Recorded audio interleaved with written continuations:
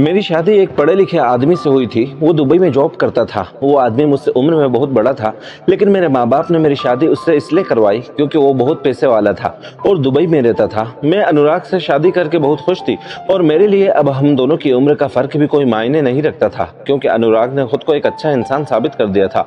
कुछ ही दिनों में अनुराग ने मेरे विदेश जाने के लिए सारी कागजी कार्रवाई पूरी कर ली और मुझे अपने साथ विदेश लेकर चले गए। मेरे माँ बाप तो हद से ज्यादा खुश थे। एक हफ्ते बाद अनुराग ने दोबारा से अपनी नौकरी ज्वाइन कर ली थी। मैं सारा दिन फ्लैट में अकेली रहती थी। अनुराग सुबह के गए रात को ही वापस आते थे। मैं उनके आने से पहले घर के सारे कामकाज निपटा चुकी होती थी। अनुराग मेरे साथ बहुत खुश थे और मुझे भी उनमें ऐसी कोई कमी नजर नहीं आती थी जिसकी वजह से मैं उनसे कोई शिकायत करती। अनुराग अपनी नौकरी इसी तरह कर रहे थे जैसे पहले किया करते थे, लेकिन जो बात मेरे लिए हैरान करने वाली थी वो ये थी कि अनुराग जब भी नौकरी से वापस आते तो उनके चेहरे पर निशान होते। मुझे कुछ समझ नहीं आता कि उनके चेहरे पर किस तरह के निशान होते हैं। कई दफा मैंने उनसे पूछना चाहा, लेकिन वो कभी जवाब नहीं देते थे। एक दिन अनुराग नौकरी से वापस आए तो कहने लगे, मेरा मोबाइल चार्जिंग पर लगा दो, मैं फ्रेश होकर आता हूँ, हम दोनों मिलकर खाना खाएंगे। मुझे अनुराग का चार्जर नहीं मिल रहा था। मुझे लगा शायद उनके बैग में होगा जो ऑफिस लेकर जाते थे। ये सोचकर मैंने उनका बैग खोला तो देखकर मेरे आश्चर्य का ठिकाना ना रहा। उसमें तो औरतों और मर्दों के फटे पुराने कपड़े मौजूद थे।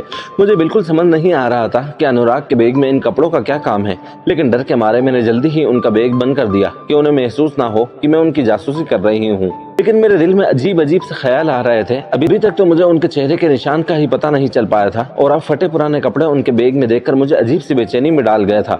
अगली सुबह अनुराग फिर से अपने ऑफिस चले गए, लेकिन मैं सारा दिन उनके बैग के बारे में ही सोच रही थी। अनुराग ने तो यही बताया था कि वो दुबई में एक मल्टीनेशनल कंपनी में बहुत अच्छी पोस्ट पर काम करते हैं, लेकिन शायद हकीकत उसके बारे में कुछ और ही बयां कर रही थी। जानने के लिए एक रोज मैंने उनका पीछा करने का इरादा किया और जैसे ही वो घर से निकले तो मैं भी उनके पीछे निकल पड़ी। कुछ ही देर में वो उस जगह पहुंच गए जहां वो काम करते थे और मैं भी उनके पीछे चलती रही। मैंने नकाब से अपने आप को अच्छी तरह से छुपा रखा था और मैं काफी दूरी पर उनके पीछे चल रही थी। अनुराग एक बड़े से खंडर में दाखिल हो गया। वो खंडर एक सुनसान इलाके में था और वहां पर चारों तरफ जंगल ही जंगल था, लेकिन आश्चर्य की बात यह थी कि वो जगह खाली पड़ी हुई थी और यहाँ पर मुझे अंदर दाखिल होने से रोकने वाला भी कोई नहीं था। अनुराग को मैंने अपनी मौजूदगी का बिल्कुल भी एहसास नहीं होने दिया। फिर अनुराग सीढ़ियां उतरते हुए बेसमेंट में पहुंच गए और फिर अंदर का मंजर देखकर तो मेरी जान ही निकल गई। वहां पर एक बहुत बड़ा हाल था और बहुत सी लड़कियां और आदमी उनके हाथ पैर रस्सी से बंधे हुए थे और कुछ के मुंह में कपड़ा ठूसा हुआ था। मैं अपनी आंखों पर यकीन नहीं कर पा रही थी कि मेरा पति ये क्या काम कर रहा है। इस हॉल में पहले से ही उन सभी बंधे हुए आदमियों पर नजर रखने के लिए 2 आदमी और 2 औरतें मौजूद थी। शायद उन बंधे हुए आदमियों की निगरानी पर रखा हुआ था। अनुराग कह रहे थे कि इन आदमियों को एक एक करके यहाँ से निकालना है।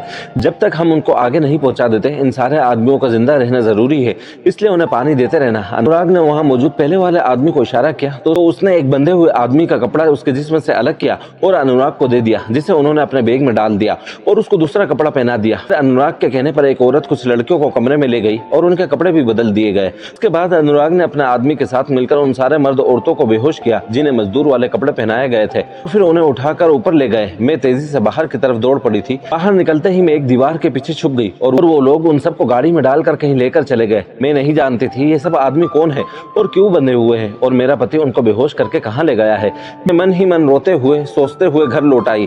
मुझ में इतनी हिम्मत नहीं थी कि मैं दोबारा उस जगह जाती। घर आकर मैं सारा दिन डरी सहमी बैठी रही। इतना तो मैं जान गई थी कि मेरा पति किसी मल्टीनेशनल कंपनी में काम नहीं करता है, बल्कि वो तो कोई और ही काम करता है। आज भी उसके बैग में फटे हुए कपड़े पड़े थे और ये किसके थे मैं अच्छी तरह जानती थी। अनुराग जब फ्रेश होकर बाहर आए तो मेरा चेहरा देखकर पूछने लगे कि तुम्हारी तबीयत तो ठीक है ना, इतनी मुरझाई हुई क्यों लग रही हो। मैंने आज फिर से अनुराग से पूछा, या आपके चेहरे पर निशान कैसा है। तो हंसकर कहने लगा कि इतना शक क्यों करती हो, काम के बीच में कुछ न कुछ लग ही जाता है। मैं अजीब से नजरों से उन्हें देखने लगी। उन्होंने मुझे अपने पास बिठाया और कहने लगे, सुरभि क्या बात है, कौन सी बात तुम्हें तंग कर रही है। अनुराग की बात सुनकर मैं अचानक से रो पड़ी और ना चाहते हुए भी मैंने उन्हें बता दिया कि मैं उनकी सच्चाई जान चुकी हूँ। वो बात सुनकर थोड़ी देर के लिए तो वो दंग रह गए। उसके बाद जो कुछ उन्होंने मुझे बताया सुनकर तो मेरी आत्मा तक कांप कर रह गई। अनुराग ने बताया कि वो बहुत साल पहले गैर कानूनी तरीके से दुबई आए थे और यहाँ आकर वो एक ऐसे गिरोह के हाथ लग गए जो गैर कानूनी तौर पर अलग अलग देशों के लोगों को यहाँ काम का लालच देकर बुलाते हैं, फिर गैर कानूनी कामों के लिए इस्तेमाल करते हैं। काफी साल तक वो लोग जबरदस्ती अनुराग से गैर कानूनी काम करवाते रहे। तो एक दिन जब उन्हें फरार होने का मौका मिला तब वो वापस फरार होकर इंडिया चले गए। वहाँ जाने पर अनुराग को पता चला कि उनके घर वालों ने पुराना घर तोड़कर नया घर बनाने बनाना शुरू कर दिया। वो लोग सब एक जैसी जिंदगी बिताने लगे थे, जो कि अनुराग के पैसों की बदौलत थी। और जब अनुराग के घर वालों को पता चला कि वो हमेशा के लिए वापस आ गया है, तो उनके घर वाले बहुत नाराज हो गए।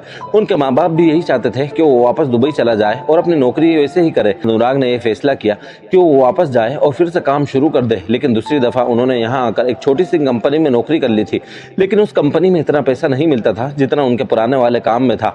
और अब उनके घर वालों को उनके पैसे की आदत हो गई थी और उनकी माँ के इलाज के लिए भी काफी पैसे चाहिए थे। एक दिन उन्हें वो आदमी मिला जिसके साथ वो पहले से काम करता था। उसने अनुराग को दोबारा अपने साथ काम करने के लिए कहा। अनुराग उसकी बात जल्दी से मान गया और दोबारा से गैर कानूनी काम करने लगा।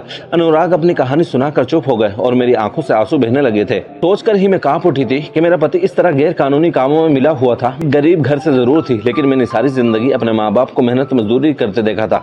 मैं नहीं चाहती थी कि मेरा पति इस तरह के कोई गैर कानूनी काम करके हमें खिलाए और अपने बच्चों को बड़ा करे। इसलिए मैंने अनुराग से कहा कि मैं आपको इस चीज की परमिशन कभी नहीं दूंगी। हम वापस हिंदुस्तान चलते हैं और वहां जाकर आप कोई भी नौकरी कर लेना। मैं जिंदगी भर कभी आपसे कोई शिकायत नहीं करूंगी। लिबास सुनकर अनुराग की आंखों में आंसू आ गए और कहने लगे कि उन्हें बिल्कुल भी यकीन नहीं था इस बात का कि मैं उन्हें वापस चलने को कहूंगी। अनुराग कह रहे थे कि वो किसी न किसी बहाने से यहाँ से निकलने के लिए राजी हैं, बस कुछ वक्त का इंतजार करना होगा, फिर हम वापस अपने मुल्क में चले जाएंगे।